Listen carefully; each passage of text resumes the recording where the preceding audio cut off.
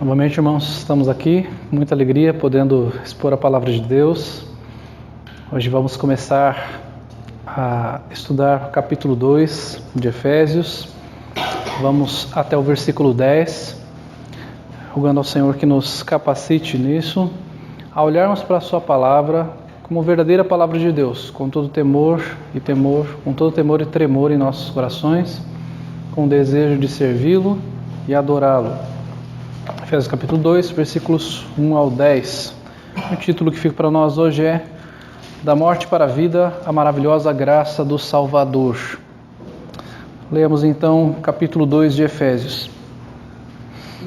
Ele vos deu vida, estando vós mortos nos vossos delitos e pecados, nos quais andastes outrora, segundo o curso deste mundo, segundo o príncipe da potestade do ar, do Espírito que agora atua nos filhos da desobediência, entre os quais também todos nós andamos outrora, segundo as inclinações da nossa carne, fazendo a vontade da carne e dos pensamentos, e éramos por natureza filhos da ira como também os demais. Mas Deus, sendo rico em misericórdia, por causa do grande amor com que nos amou, e estando nós mortos em nossos delitos, nos deu vida juntamente com Cristo. Pela graça sois salvos. E juntamente com Ele nos ressuscitou e nos fez assentar nos lugares celestiais em Cristo Jesus, para mostrar nos séculos vindouros a suprema riqueza da sua graça, em bondade para conosco em Cristo Jesus. Porque pela graça sois salvos mediante a fé. Isto não vem de vós, é dom de Deus, não de obras para que ninguém se glorie. Pois somos feitura dele, criados em Cristo Jesus para boas obras, as quais Deus de antemão preparou para que andássemos nelas. Senhor Jesus, é demonstrado nas Escrituras a pessoa do Pai, do Filho e do Espírito Santo, Santa Trindade, é demonstrada como aquela que transforma vidas, que traz da morte para a vida, que faz uma verdadeira transformação. Não apenas uma transformação exterior, como nós vemos por aí. Se você ligar a rádio ou assistir um pouco de TV, você vai ver as dezenas, centenas de shakes e chás que existem para você emagrecer. As fórmulas milagrosas para que o seu corpo seja transformado. As técnicas de cirurgias plásticas feitas para que você tenha um corpo bonito, para que você transforme a sua aparência. A palavra de Deus mostra que Deus faz muito mais do que isso. Não é apenas algo exterior, mas é algo interno. É uma mudança que vem de dentro. Não é apenas uma mudança na sua aparência. Não é apenas, olha só, eu estou vendo que você emagreceu, que você parece estar mais jovem, o que está acontecendo? Não, é uma mudança que vem de dentro, que é muito mais valorosa do que apenas a aparência, né? Mas como será que esta mudança acontece? Qual é o processo de mudança que nós vemos nas Escrituras? Esse texto de Efésios capítulo 2, ele mostra a condição do ser humano antes de crer em Cristo e depois de crer em Cristo. Então esta pessoa, ela é uma pessoa quando está longe do Senhor, e ela é completamente transformada quando o Senhor está em sua vida. E nós vamos então ver o que as Escrituras nos mostram. E nós vamos ver então como é o ser humano antes de Cristo, antes de o Senhor mudar e moldar a nossa vida. E as Escrituras então vão nos mostrar o que o pecado faz por você, o que a natureza pecaminosa faz por você, Já que nós vamos falar sobre salvação, é importante nós sabermos salvação do que e por quê. Porque se você vai conversar de salvação com alguma pessoa, ela vai falar, não, eu não necessito de salvação, estou bem. Salvação do quê? Eu vou para o céu, eu sou bom. Eu não preciso de nada. Eu conheço Jesus, eu acredito nele.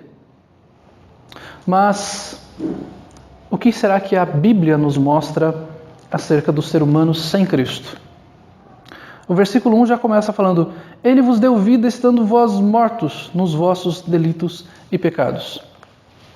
A Bíblia fala como se nós fôssemos mortos-vivos.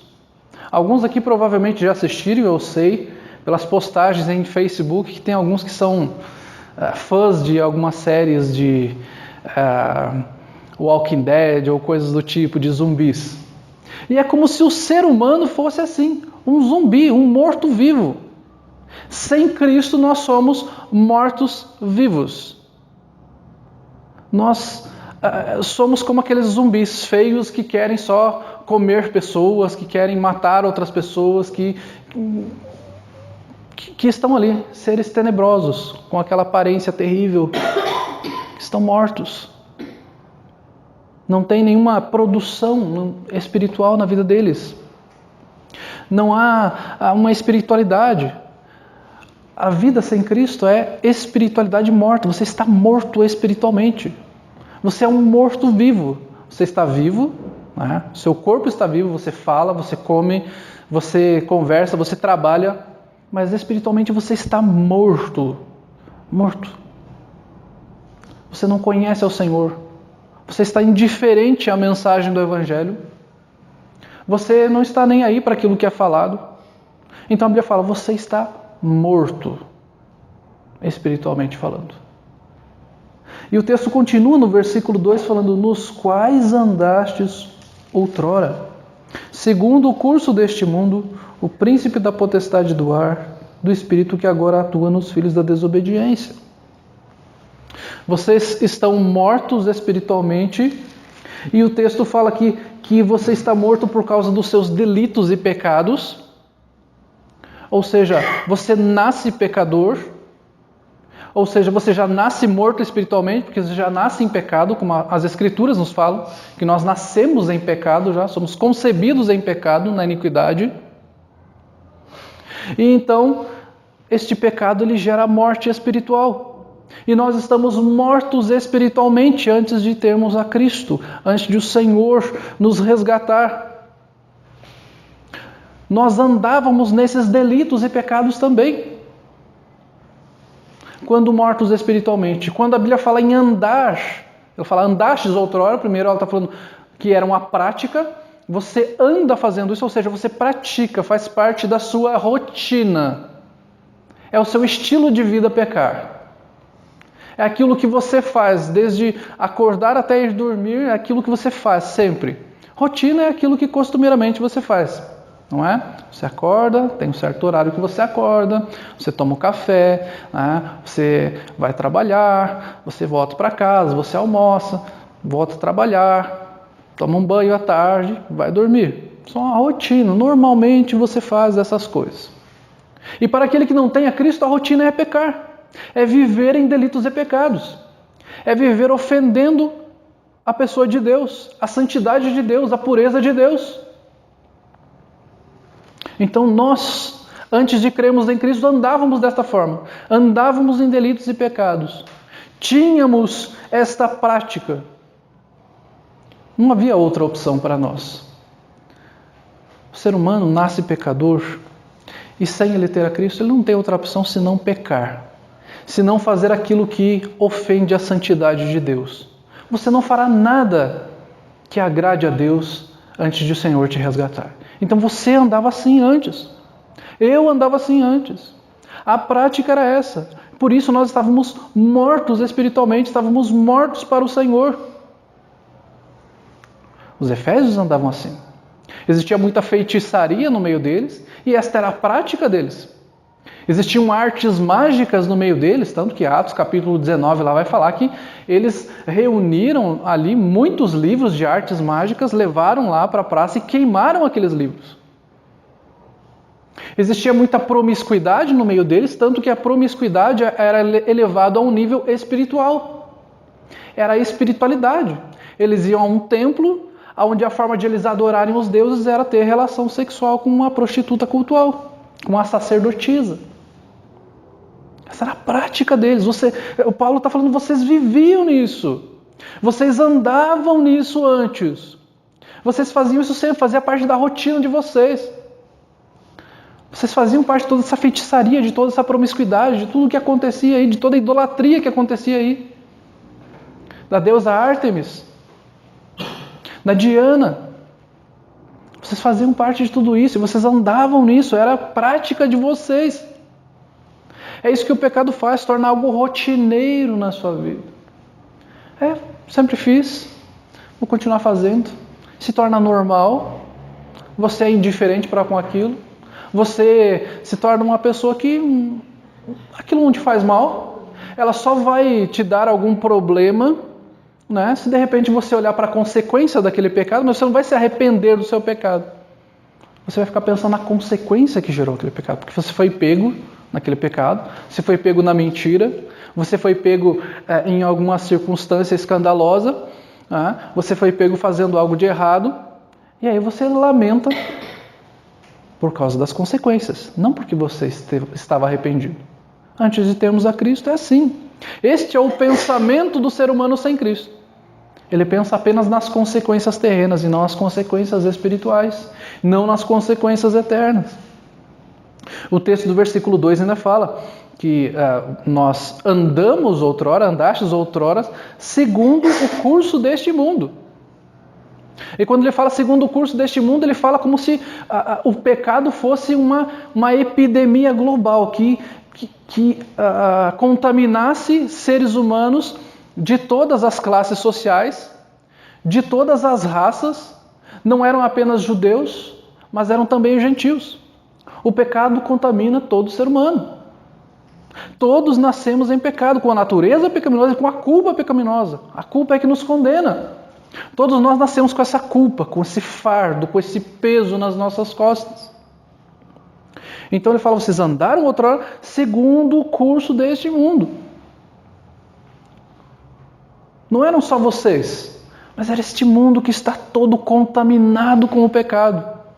Este mundo que jaz no maligno, todo esse sistema que jaz no maligno, com as pessoas de todas as nações que estão contaminadas pela culpa pecaminosa e serão condenadas se não forem resgatadas por Cristo. Então vocês andaram, perceba o que ele fala no passado, vocês andastes outrora segundo o curso deste mundo.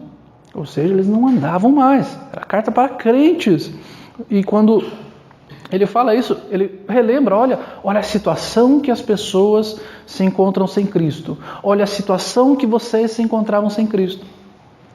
Fazendo as coisas que o mundo gosta. Fazendo aquilo que é modinha. Fazendo aquilo que as pessoas acham legal. Aquilo que todo mundo aprova. Aquilo que de repente, se alguém te confrontar, você fala, não, mas todo mundo faz, não tem problema. E daí? Tanta gente faz, qual é o problema? Está seguindo o curso deste mundo. Está relativizando a verdade. Ao invés de olhar para a palavra de Deus, a pessoa está morta, ou seja, ela não conhece a palavra de Deus no sentido espiritual, então o sentimento dela, o raciocínio dela é, todo mundo faz, então não há problema.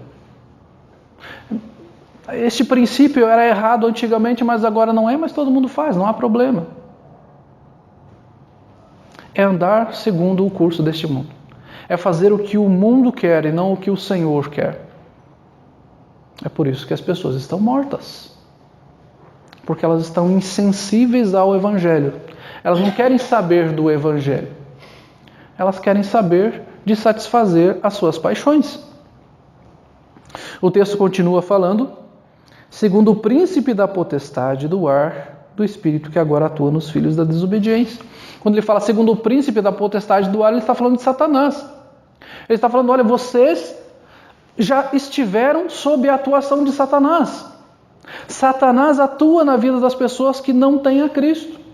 E ele atua diretamente na vida dessas pessoas.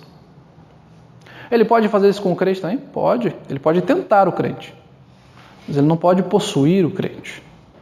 Ele não pode fazer nada além do que o Senhor permite.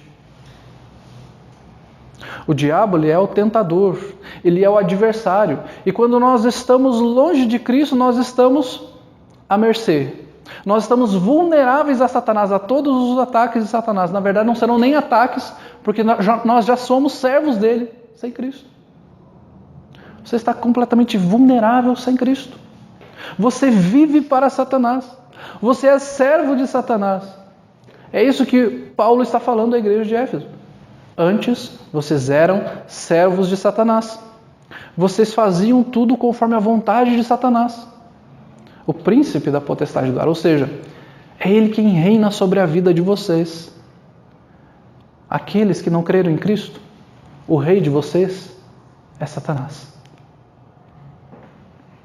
Satanás, ele, como eu falei já, ele pode até tentar agir na vida do crente. A Bíblia fala que ele é como o leão que ruge em derredor procurando alguém para devorar. 1 de Pedro capítulo 5, versículo 8. Efésios vai falar sobre isso ali na frente, sobre a armadura que nós precisamos ter, né? Então, para nós apagarmos os dardos inflamados do inimigo. Ou seja, o verdadeiro cristão, ele é atacado, mas ele tem como se defender. Aquele que não tem a Cristo, ele é servo de Satanás. Ele é fantoche de Satanás. Ele faz aquilo que o diabo quer. Ele faz aquilo que o diabo gosta. E nem percebe. E acha bom. E acha gostoso. E acha que é status ainda. E acha que é bonitinho. E acha que é modinha. Quando na verdade, espiritualmente, ele é servo de Satanás. É um servo de Satanás. Ele fala que são filhos da desobediência, que os efésios, eles eram filhos da desobediência. Ele fala do Espírito que agora atua nos filhos da desobediência. Então vocês eram filhos da desobediência, como Satanás está atuando nos filhos da desobediência. O pecado nos torna pecadores obstinados contra o Senhor. Nós somos crias da desobediência. Nós vivemos para desobedecer ao Senhor. Quanto mais nós pecamos, mais status aquilo parece. É bonito, é legal. É legal trair. É legal beber. É legal cair na rua lá. É legal ficar em casa todo vomitado lá, de tanto beber. E cada vez mais, e faz cada vez mais. É o pecado obstinado, e a pessoa faz e continua fazendo, e quer fazer mais e mais. E ela quer viver a vida. É filho da desobediência. Aquilo ali para ela é um estilo de vida, ela quer continuar fazendo. Essa semana deu um rebuliço na internet de uma entrevista de uma atriz que começou a falar da vida íntima dela, umas coisas tenebrosas, que todo mundo acha que aquilo é status. De coisas absurdas, de você corromper completamente uma relação que Deus criou para um homem e uma mulher casarem e refletirem a fidelidade de Deus para com o ser humano, do ser humano para com Deus, de uma aliança, e aquilo ser corrompido numa sexualidade desenfreada, de achar que aquilo é status, de ter o maior número de parceiros possíveis, de trair, de ir atrás dessa sexualidade desenfreada. É um pecado obstinado, e achar que aquilo é bonito. E ainda falar, não sou só eu que faz isso, tem muita gente que faz. É filho da desobediência. Não conhece a verdadeira obediência. Acha que aquilo é viver. Acha que aquilo é curtir a vida. Filho da desobediência, rebeldia contra o Senhor. O versículo 3 diz assim: entre os quais também todos nós andamos outrora, segundo as inclinações da nossa carne, fazendo a vontade da carne e dos pensamentos, e éramos por natureza filhos da ira como também os demais. Nós seguimos as inclinações da nossa carne, ou seja, nós não pensávamos o que as Escrituras falam para mim, o que é correto, o que não é correto. O que nós fazíamos? O que o meu coração está mandando eu fazer? Então eu vou fazer. É a inclinação da carne. O que eu devo fazer? Deixa eu pensar o que eu estou sentindo. Eu vou ser feliz assim, eu acho. Então eu vou fazer. Eu não estou muito feliz no meu casamento. Acho que eu vou pedir divórcio, porque é o que eu estou sentindo no meu coração. Eu vou ter um outro relacionamento, vou casar novamente. Então é o que eu estou sentindo no meu coração. É seguir a inclinação da carne, não da palavra de Deus. As meninas e os meninos na escola, eu estou sentindo no meu coração uma atração por aquele menino, por aquela menina. Vou ficar. É seguir as inclinações da carne. É não refletir a santidade de Deus num relacionamento. Eu estou sentindo que eu não estou muito bem, então eu tenho que fazer alguma coisa para eu me sentir melhor. E para eu me sentir melhor, eu vou gastar dinheiro. Mas eu não tenho muito dinheiro, mas eu vou gastar do mesmo jeito. Seguir as inclinações da carne. É apenas fazer o que o seu coração está mandando e não o que a palavra de Deus está mandando. E a nossa carne, antes de nós termos a Cristo, essas inclinações vão nos levar apenas para o pecado.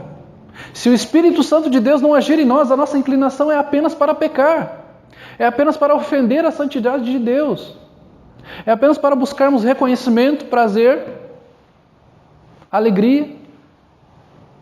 Tudo isso falso, porque é um falso prazer, uma falsa alegria, uma falsa satisfação. É uma inclinação que nos leva a buscar uma satisfação que na verdade não vai me satisfazer, vai me dar uma sensação temporária de satisfação e aquilo vai passar e eu vou precisar de mais, como se fosse uma droga. Fazendo a vontade da carne e dos pensamentos. É fazer a vontade, é tudo aquilo que eu penso, eu faço, eu quero fazer, eu falo, eu pego. Eu quero, eu tenho desejo, então eu vou ter. Eu vou comprar. Eu vou me relacionar. Eu não gosto daquela pessoa, eu vou bater nela. Eu não gosto daquela pessoa, eu vou mentir sobre ela para prejudicá-la. Eu tenho raiva daquela pessoa, não sei porquê, porque eu nunca conversei com ela, só vi passar na rua, não vou com a cara dela. E vou fazer alguma coisa para prejudicá-la, vou contar umas piadinhas por aqui. Fazer a vontade da carne dos pensamentos. Veja como o ser humano é terrível. Veja como nós, se estamos sem Cristo, estamos à mercê de Satanás, à mercê da nossa própria carne, quão terrível e perigosa ela é. Ela leva à perdição. Ela nos leva para o fundo. Ela nos leva para o limbo. Ela nos leva para a ruína espiritual, financeira, para a ruína dos nossos relacionamentos com os nossos pais, com os nossos filhos. Nós não podemos agir com os nossos filhos do jeito que nós sentimos que devemos agir.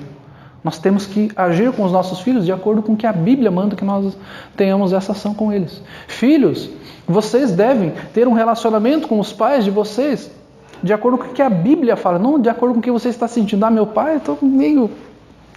Já estou meio por aqui com ele, minha mãe e tal, então vou chutar o balde, não vou mais conversar, já não quero mais saber.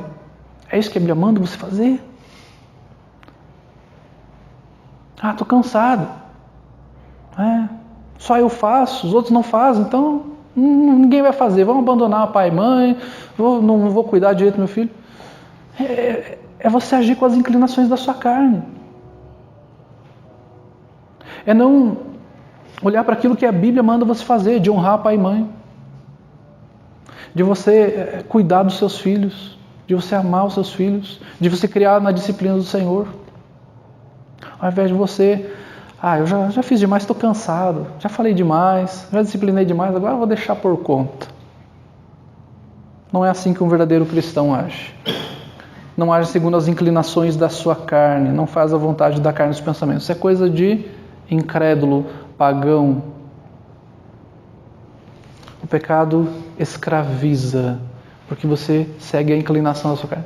É como você tem um jugo sobre si e você é levado. E o teu senhor, Satanás, fala, vai lá e faça isso. Você vai lá e faz. E Satanás fala de novo, vai lá e faz aquilo outro. Você vai e faz. Você segue as inclinações da sua carne porque você é morto.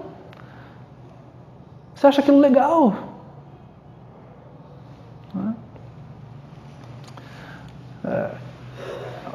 Nós percebemos o quanto as inclinações da nossa carne podem nos levar a questões tenebrosas. Essa semana ainda ouvi uma coisa terrível. Isso também se tornou algo bastante visto nos noticiários, de uma peça, entre aspas, peça de teatro que aconteceu em São Paulo, no Sesc São Paulo, tá? Não foi num lugar longínquo, nada disso. Foi em São Paulo, num Sesc, onde em torno de 30 mulheres entram no palco e ficam enfileiradas, e uma após uma começa, vestidas mesmo, a urinar nas calças. E cada um que urina sai dali. O que é aquilo? Para dizer que elas são independentes. Para dizer que aquilo é arte. Para dizer que elas não dependem de ninguém, que ninguém manda nelas. É isso. É esse o lugar onde o pecado leva. Ah, tá, nenhum de vocês chegou nesse ponto. Mas pode chegar, é onde o pecado leva. Nós estamos falando de questões aqui que são extremas, onde o pecado chega. Mas é aí que o pecado chega. Ah, não, porque eu vou ser independente, porque eu vou ser aquilo, porque eu não vou ser mandado por ninguém, porque é isso, aquilo. Chegam a questões tenebrosas onde o pecado leva. O pecado escraviza e faz com que a pessoa faça coisas como se fosse um animal. É coisa de... nenhum bicho faria isso. O pecado escraviza, o pecado nos deixa mortos espiritualmente, insensíveis. E aquilo faz parecer tão bonito, tão legal, tão moderno. São pessoas mortas. Elas não percebem que elas são horrorosas, que elas são abomináveis. Elas vivem segundo as inclinações da carne, fazendo a vontade da carne e dos pensamentos. E olha a situação que elas vivem, que a palavra de Deus nos fala através do apóstolo Paulo. E éramos por natureza filhos da ira, como também os demais. Ele fala, olha, nós éramos, veja o passado que estávamos, nós não somos mais, mas nós éramos filhos da ira. Nós estávamos debaixo da ira de Deus, como também os demais. Todos aqueles que não creram em Cristo estão debaixo da ira de Deus, estão sob condenação. Se acham lindos, formosos, modernos, mas estão debaixo da ira de Deus. Sem Cristo todos estávamos nesta condição. E aqueles que estão sem Cristo hoje estão nesta condição.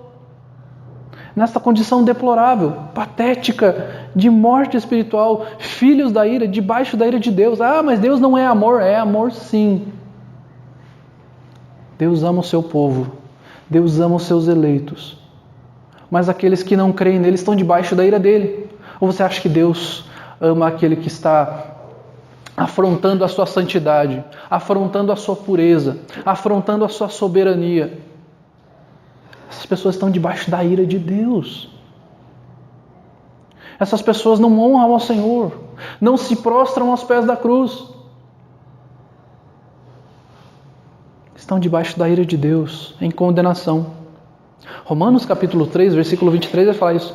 Todos pecaram e carecem da glória de Deus. Todos pecaram e carecem da glória de Deus. E se não se achegarem ao Senhor e não glorificarem o Senhor e não reconhecerem que o Senhor é um Deus glorioso, estão debaixo da ira de Deus. Isso é fato. Não adianta nós queremos pintar um evangelho aqui onde Deus é amor e Ele ama as pessoas, mesmo aquelas que são incrédulas estão afrontando a sua santidade. Não, elas estão debaixo da ira de Deus. É isso que as Escrituras falam. É isso que o apóstolo Paulo está falando. Nós éramos filhos da ira. Nós estávamos debaixo da ira de Deus porque nós fazíamos as coisas para afrontar ao Senhor. Tudo aquilo que nós fazíamos era para afrontar ao Senhor. Nós éramos feiticeiros, nós éramos agourentos, nós éramos promíscuos, mentirosos. Tudo aquilo que nós fazíamos era com a motivação de fazer para o nosso próprio bem, não para a glória de Deus, ou seja, nós estávamos debaixo da ira de Deus. Os nossos pensamentos não eram para o Senhor, nossos pensamentos eram para nós mesmos, para aquilo que eu quero para mim. Ou seja, estávamos debaixo da ira de Deus.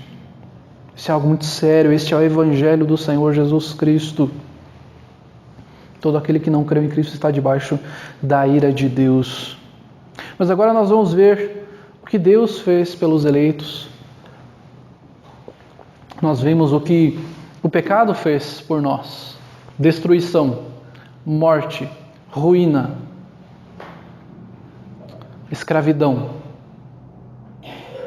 Mas o que o Senhor faz por nós é algo muito mais maravilhoso, algo sensacional que o Senhor faz. Nós conhecemos ao Senhor também por aquilo que Ele faz por nós. Não apenas por nós conhecermos a sua verdade, mas por conhecermos a sua obra. E nós vamos ver então o que o Senhor fez por nós. E o texto fala: Ele vos deu vida, estando vós mortos nos vossos delitos e pecados. O Senhor nos vivificou, o Senhor nos regenerou. Ele nos deu nova vida. Ele está falando, olha, é como se Ele falasse: olha, sabe o estado que você estava de morto? Podre, fedorento, aquele jeito que você estava, com aquela aparência horrorosa, aquele zumbi que você era, você ganhou vida em Cristo. O Senhor te mudou. O Senhor colocou vida em seu coração para que você compreendesse o Evangelho. E você teve esta vida. Você conheceu a Cristo. Você se prostrou diante dele e viu quão miserável você era. Antes você era aquele miserável que dormia em cima do seu próprio vômito, mesmo que espiritualmente falando. E você acordava no outro dia e fazia a mesma coisa. E você continuava daquele mesmo jeito, achando que aquilo era bom, que aquilo era aproveitar a vida. Mas quando o Senhor muda o seu coração, quando Ele te dá nova vida, quando Ele te regenera, você percebe: como eu sou miserável, como eu pude viver desta maneira até agora. Você não achará outra opção senão olhar para Cristo e falar: Senhor, eu me arrependo de tudo aquilo que eu fiz.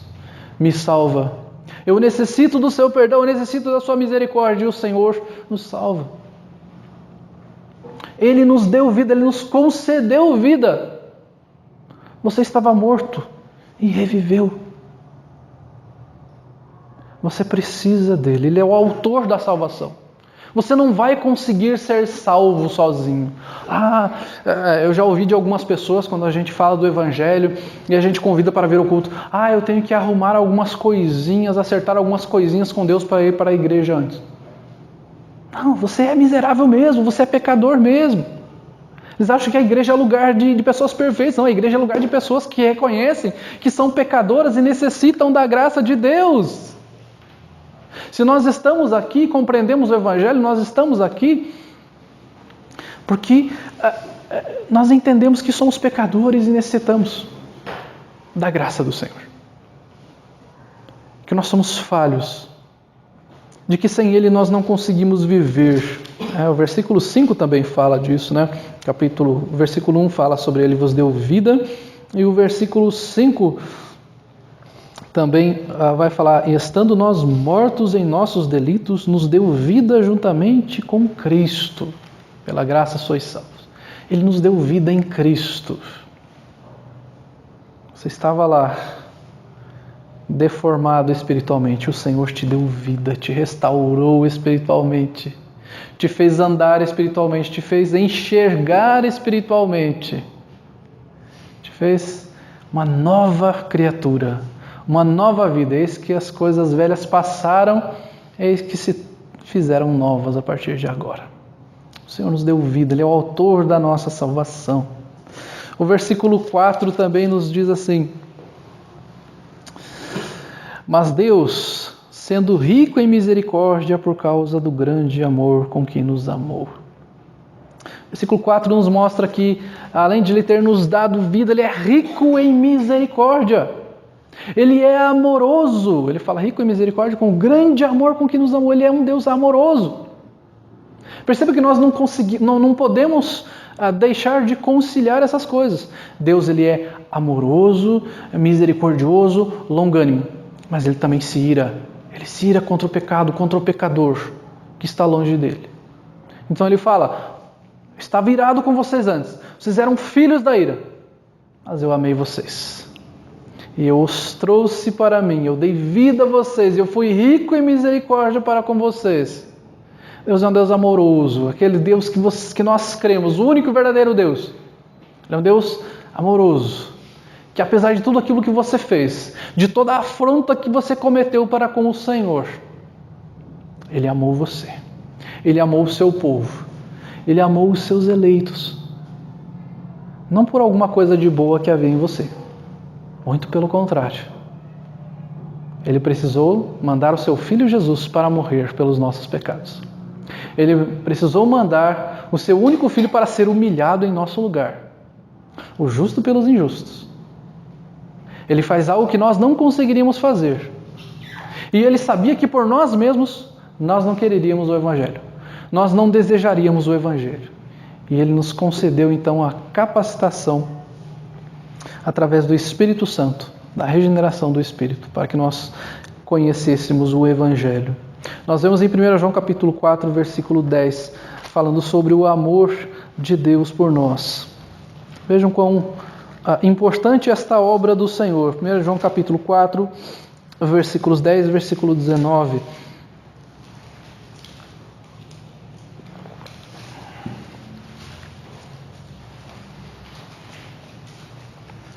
Primeiro de João, capítulo 4, versículos 10 e 19, diz assim: Nisto consiste o amor, não em que nós tenhamos amado a Deus, mas em que Ele nos amou e enviou seu Filho como propiciação pelos nossos pecados. E o versículo 19 diz: Nós amamos porque Ele nos amou primeiro. Ou seja, ele está falando que o amor primeiramente vem de Deus. Não foi que, um dia eu amei o Senhor. Vamos usar um pouquinho do teologuês aqui. Esta obra que o Senhor faz, a obra da salvação, ela não é uma obra sinergística, no sentido que eu coopero com a salvação, porque eu crio no Evangelho. Sim, você creu, mas foi por causa da obra que o Senhor fez em você. Eu amo ao Senhor Jesus. Ótimo. Sabe por que você ama ao Senhor? Porque Ele te amou primeiro. Porque Ele te regenerou. Porque se Ele não te amasse, se Ele não te regenerasse, você não o amaria. Ou seja, este amor que você tem pelo Senhor é porque é fruto do amor que Ele teve por você antes. Não foi por alguma coisa que você fez. Essa foi a parte que eu fiz. Você não fez nada. A obra quem fez foi Cristo. A obra completa foi feita por Cristo. Você ama a Cristo porque Ele te amou primeiro. E você que ainda não creu no Evangelho, fala, não, mas eu não amo o Senhor. Não ama mesmo porque Ele não atuou na sua vida. Então, nós rogamos que o Senhor atue na vida daqueles que não creram no Senhor. Para que amem ao Senhor de todo o coração. Porque o Senhor é amoroso, Ele é rico em misericórdia. Ele é longânimo. No versículo 6 a 8, diz assim: Então nós já vimos que Deus é o autor da salvação e que Ele é rico em misericórdia. E agora nós vamos ler os versículos 6 a 8. E juntamente com Ele nos ressuscitou e nos fez assentar nos lugares celestiais em Cristo Jesus, para mostrar nos séculos vindouros a suprema riqueza da sua graça em bondade para conosco em Cristo Jesus. Porque pela graça sois salvos mediante a fé, e isto não vem de vós, é dom de Deus.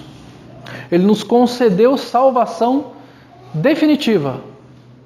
Esta salvação nos foi dada para todo sempre. Você não vai perder esta salvação. Em nenhum momento você vai perder a salvação. Se você tem a salvação, esta é uma obra do Senhor. E o que Ele faz? Ele não deixa desfazer. Ele faz tudo muito bem feito. Se alguma pessoa vir a te falar que você pode perder a salvação, não creia. A Bíblia não fala disso. A Bíblia nos mostra que o Senhor, assim como Ele nos deu a salvação, Ele nos concede a capacidade de perseverarmos até o fim.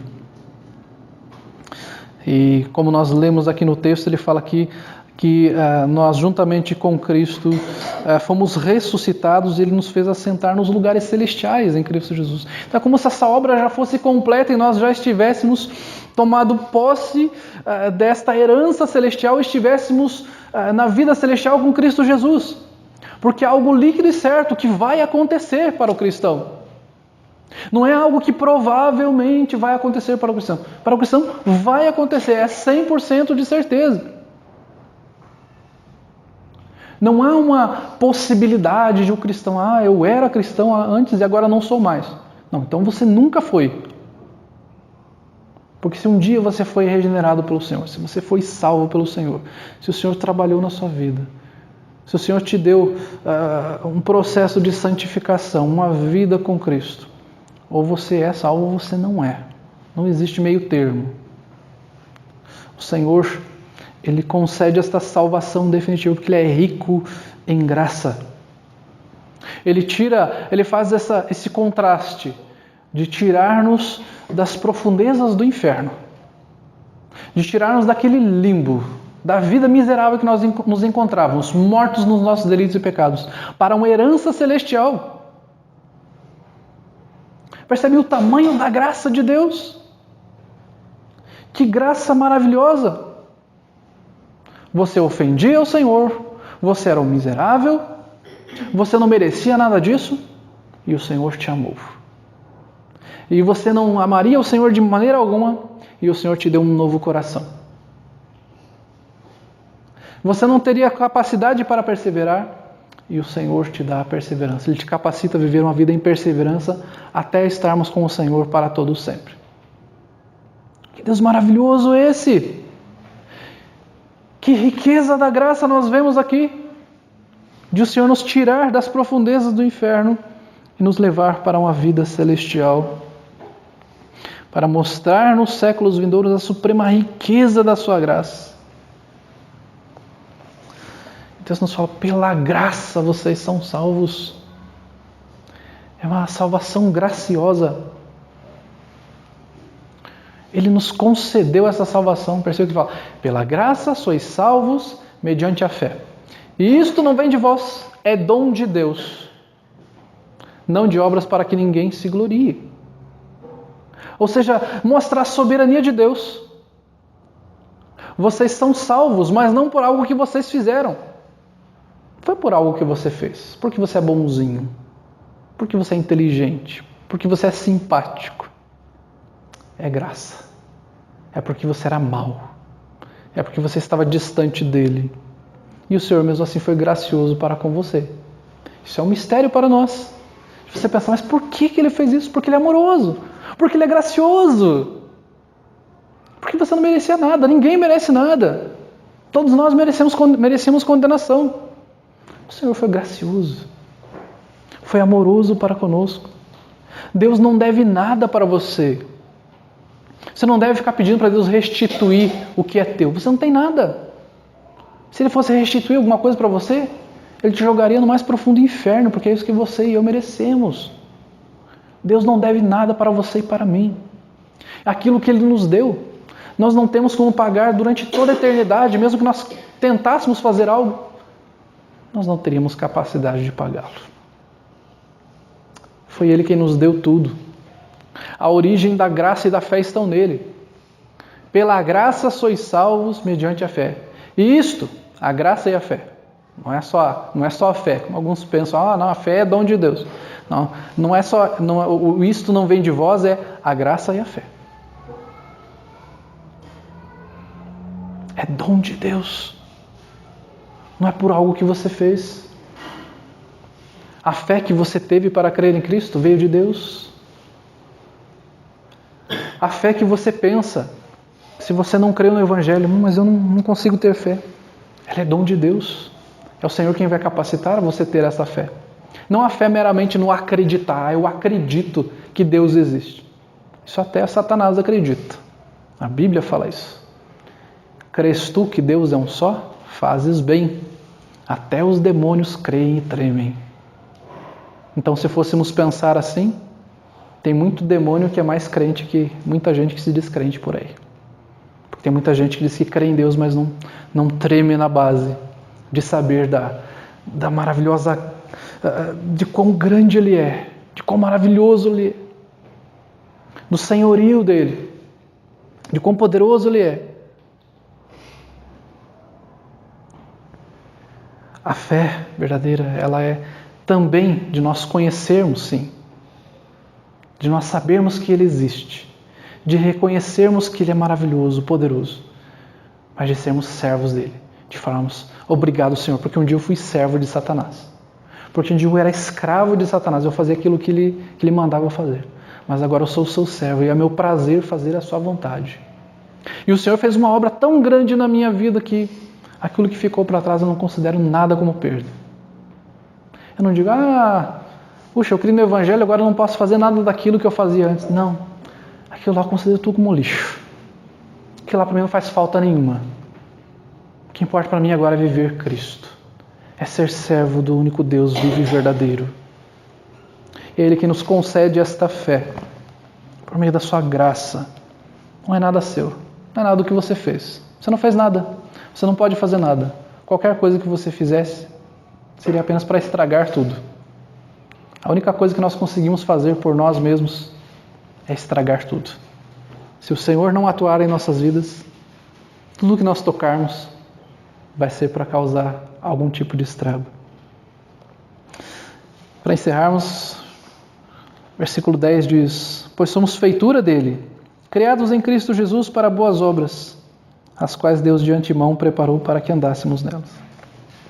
Perceba que antes ele fala que nós éramos filhos da ira, que nós éramos filhos da desobediência, que nós estávamos mortos, que nós fazíamos as coisas conforme as inclinações da nossa carne e dos pensamentos, que nós seguíamos a Satanás, o príncipe da potestade do ar.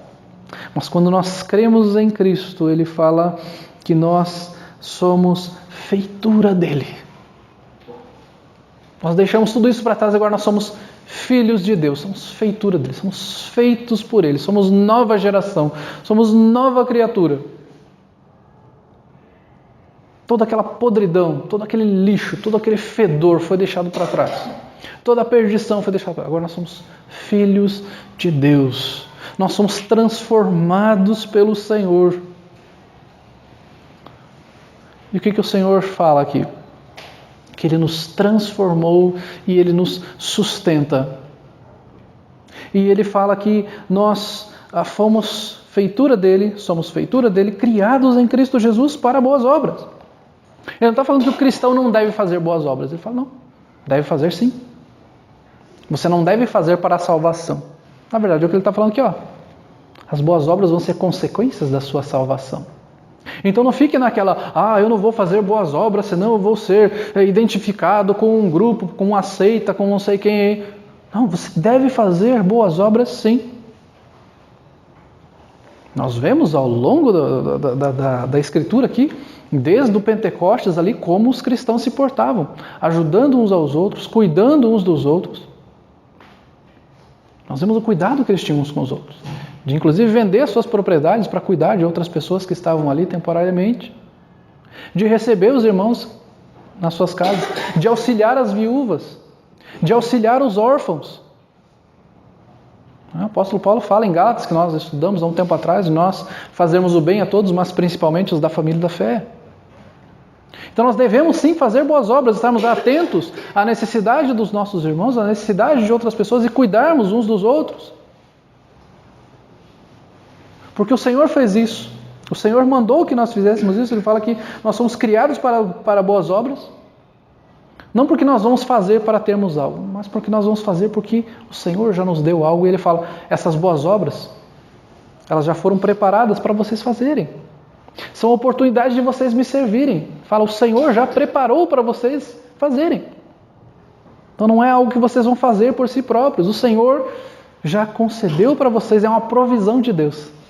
As boas obras são provisão de Deus, para que você também exercite o seu cristianismo com bondade, com generosidade, para com os necessitados, os mais pobres, os doentes, aqueles que estão solitários, né? Então, não estamos falando aqui apenas em questões financeiras, mas em questões sentimentais, em questões espirituais. Então, o Senhor fez isso para que você servisse. Ou seja, você sai de uma vida de perdição para uma vida de salvação, de filhos de Deus, do Altíssimo Senhor. Para andarem conforme Ele mandou-vos, para andarem conforme o Senhor mandou com que vocês andássemos, com que nós andássemos. E o Senhor nos chama a servi-lo. Se nós somos servos, nós devemos servi-lo. Antes, você e eu servimos a Satanás. Agora nós servimos a Deus. Ou seja, a nossa motivação agora é agradar a Deus e não Satanás. Então persevere nas obras que o Senhor preparou para você. Persevere nas oportunidades que o Senhor deu para você. Servir a Ele. Servir como seu filho, como eleito do Senhor. Como aquele que reconhece: Senhor, eu não era nada, eu estava morto, miserável, agora o Senhor me deu vida. E agora com esta vida eu quero levar esta mensagem a outras pessoas. Falar sobre esta vida para outras pessoas, porque eu sei quão terrível, quão miserável eu era e eu preciso falar dessa mensagem para outras pessoas. Eu preciso ajudar outras pessoas. Eu preciso me condoer com os necessitados. Eu preciso orar pelos aflitos. Eu preciso ter esse cuidado com os irmãos. Eu preciso sofrer pelos ímpios que estão condenados. E se não crerem no Evangelho, irão para a eternidade longe do Senhor. Que o Senhor nos ajude, que o nome dele seja glorificado, que nós possamos compreender essa maravilhosa graça do Senhor. Vamos orar.